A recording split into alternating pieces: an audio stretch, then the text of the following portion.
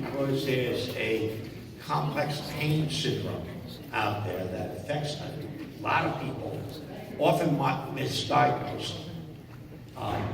And it is an issue that we want to bring to the forefront. And I'm going to allow Councilwoman Cartwright to talk a little bit about it. Thank you, Supervisor. So I tried to wear orange and represent all of the town board members. Thank you. Sheryl Freed and everyone else who's here is an advocate for our place where it's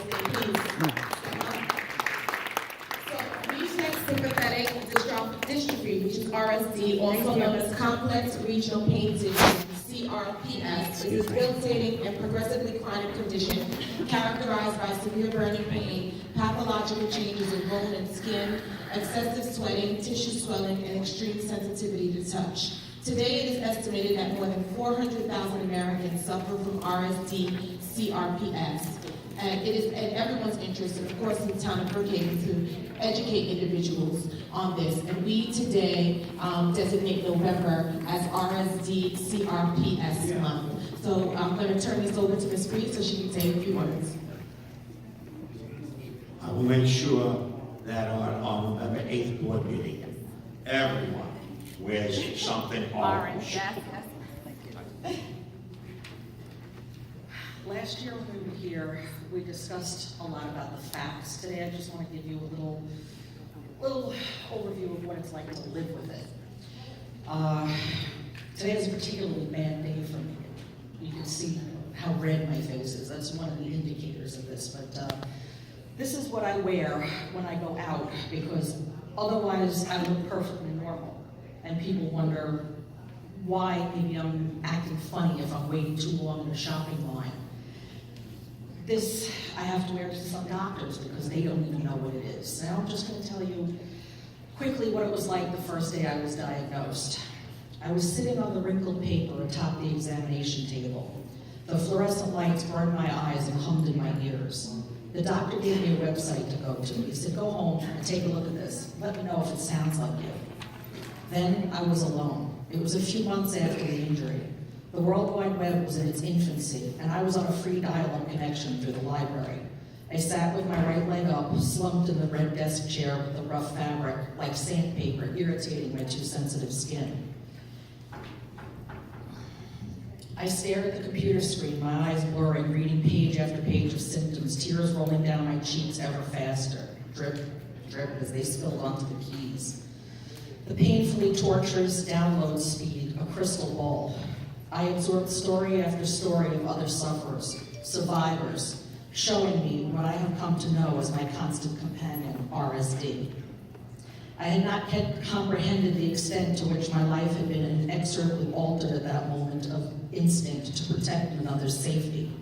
All I did was twist and my knee popped. It echoed in the room. It had happened so many times since I fell when I was 9. Since my knees swelled up like usual, I treated with ice and ibuprofen as I'd always done in the past. Within 2 weeks, I knew this time was different. I did not yet know that I would regain some of what I had lost and lose something I never thought possible. That doctor, one of the few back then, knew my pain was real. He did not test my reflexes by whacking me with a rubber mallet like so many others. He was understanding when I said it was beginning to hurt in other parts of my body. He listened without judgment when I said sound hurt my leg, while other doctors had a look that said, oh, really?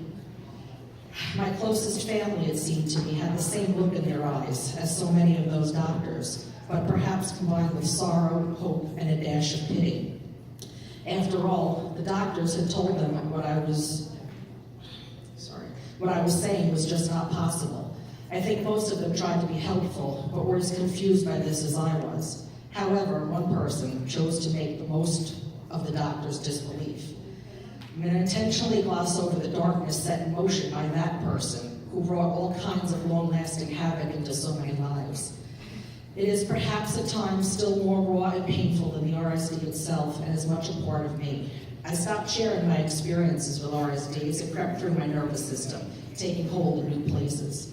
Reluctantly, I learned to keep the crazy to myself, ultimately impeding research into my own disease. I followed their advice, took their medications. I tried to live, but I found I was no longer an active participant in my own life. Life just happened to me until essentially I gave into it all.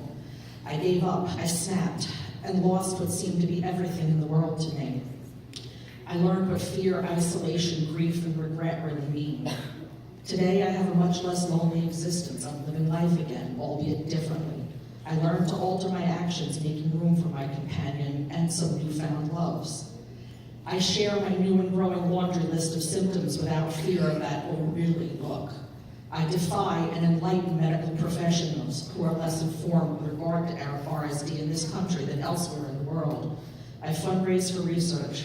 The suffering of a friend led me to become an advocate. I write and give speeches, one of which I have uploaded to YouTube to help try to raise awareness, and this is, I hope, one of the first of many articles. The story of RSD is one which needs to be told, no matter how physically and emotionally painful it is for me to write these words. Now I am a survivor with stories too, both good and bad, and yes, I still cry over the losses occasionally. I truly hate that phrase, what doesn't kill you makes you stronger, but I found a strength I did not know I possessed.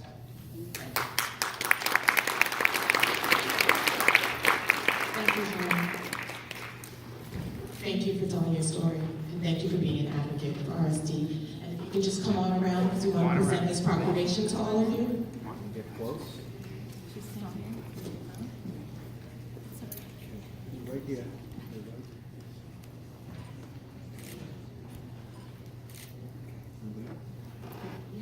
Still 1 second. 1 second over here. Thank you. Thank you. Thank you. Anything else you need to tell, please let us know.